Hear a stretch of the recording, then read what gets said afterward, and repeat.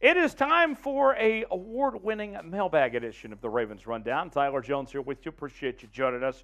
Coming up next, we will answer whatever questions you guys have. Use the hashtag Ravens or Super Chat to get on the mailbag. And this comes from our live show that we do on Tuesdays. And you can be a part of these mailbags by turning on notifications and subscribing to the channel to get your questions in. We'll answer them in real time here on the show. So make sure you subscribe and be a part of our live shows and get your questions in. So appreciate you guys doing that. Let's go ahead and get to our first question in the mailbag today. It comes from Dante. What are some day 3 QBs we may be sleeping on? Dante, that's a very, very good question here.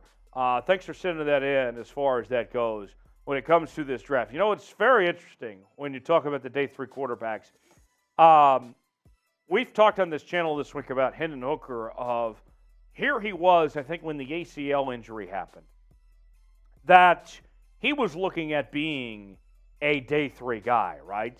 And now all of a sudden, he might work his way in to being a first-round selection, maybe even win the Ravens pick. And so that has kind of reshuffled the order a bit of some sorts of when it comes to these potential guys that will be around day 3. I look at Tanner at Stanford, and this is a guy that I think could be around that the Ravens could be looking at potentially that is going to be a 5th or 6th round pick, and you know had a lot of problems I think with when you looked at that Stanford team this past year under head coach David Shaw, that there was concerns with that offense, that they didn't have the skill position players, that they weren't up to par to what we saw the last few years with that Stanford program. So if Tanner can find a way to get in an offense that has weapons and a competent system of some sorts, that could be a guy potentially I'm looking at. So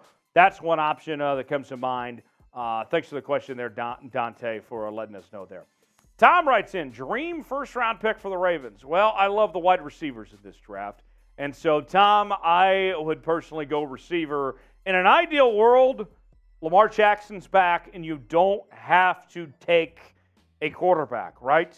And so then you get skill position players. And you look at the wide receiver room for the Baltimore Ravens, there is some major concerns about that wide receiver room. I mean, your best receiver, Rashod Bateman, is dealing with injuries the last couple of years and hasn't been one to be reliable. He needs a running mate. And the other guys didn't really step up when they needed to be. I mean, think about Demarcus Robinson, right?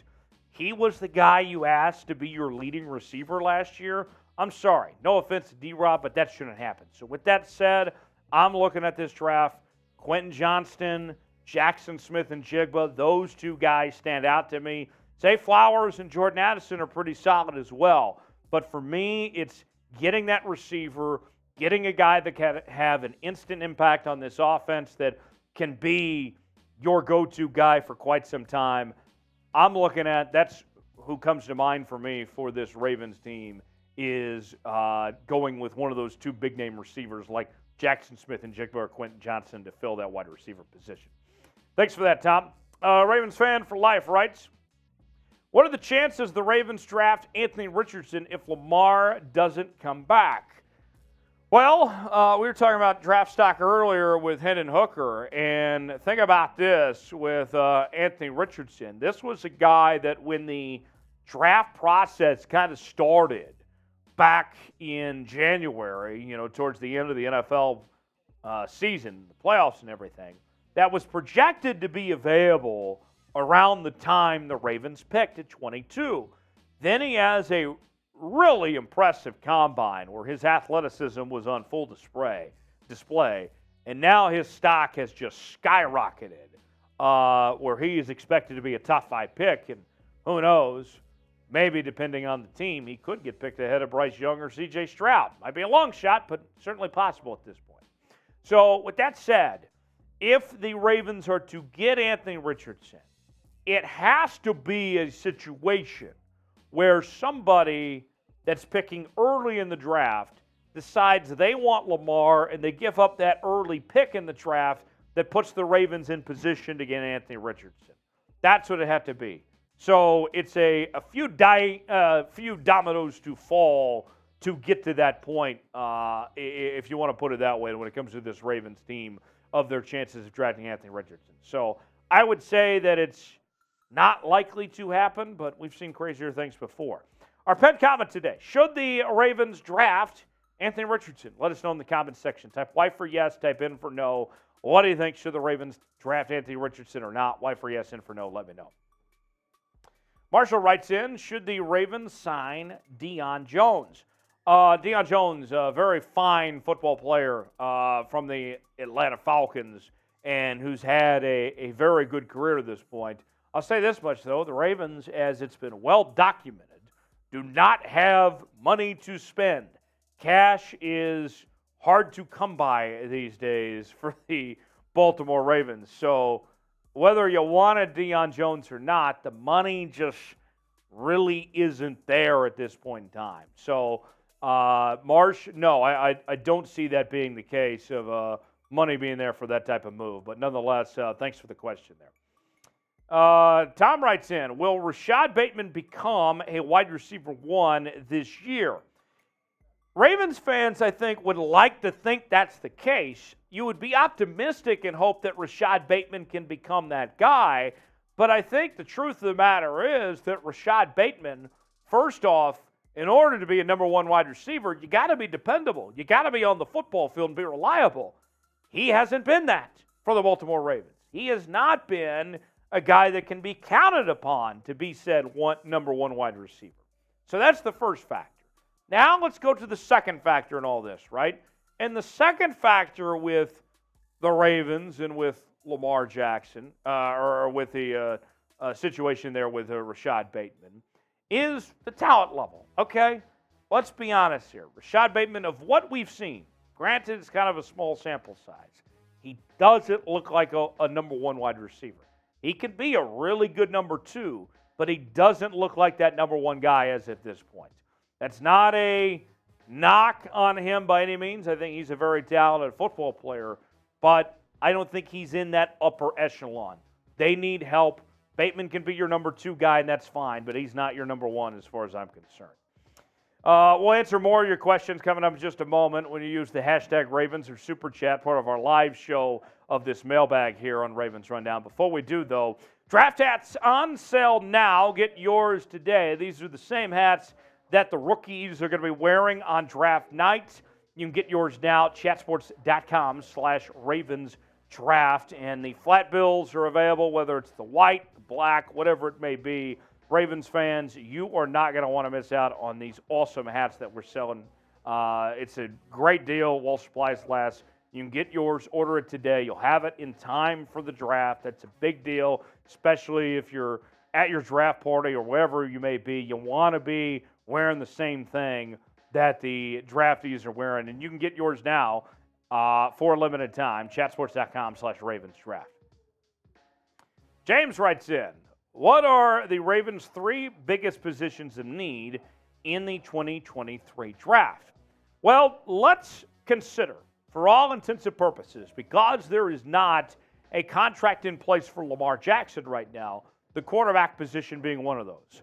And for me, it's wide receiver, it's corner, and it's the quarterback position. It's those 3 that are the biggest need at this point in time. Now, if Lamar were to get a deal done tomorrow, all of a sudden you have that need taken care of. But at this point, Lamar wants to be traded, and you don't have a deal done, so quarterback position remains in need.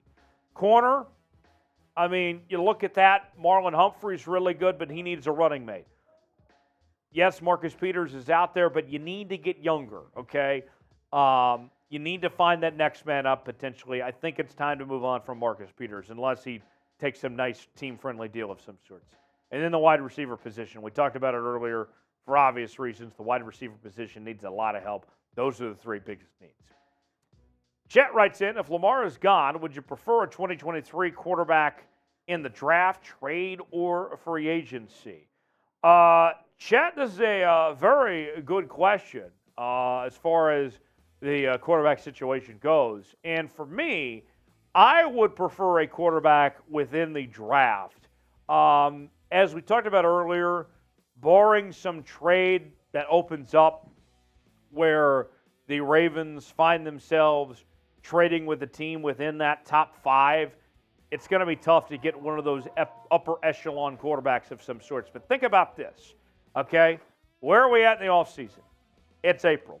Free agency has passed us by and everything with that. And so we know that the Ravens had interest in like Baker Mayfield or some of the other guys that were out there like Jimmy Garoppolo or whatever it may be, Derek Carr. That time has come and gone. So there's not really a free agent quarterback out there that's worth your time and investment. And the trade-wise, there's not really any quarterbacks that are on the trade market. Aaron Rodgers looks like he's headed to the New York Jets, but that kind of is just what it is. So maybe there's a deal in place for a Kirk Cousins or a Ryan Tannehill. If one of those teams were to require Lamar, you get one of those guys back.